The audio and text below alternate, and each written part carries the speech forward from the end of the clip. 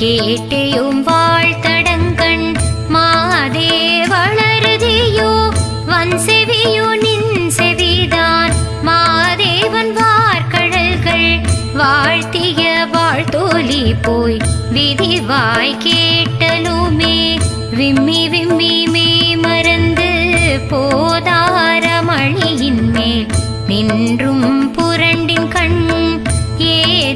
ஏதேனுமாகாள் கிடந்தாள் என்னே என்னே ஈதேயம் தோழி பரிசெலுரெம் பாவா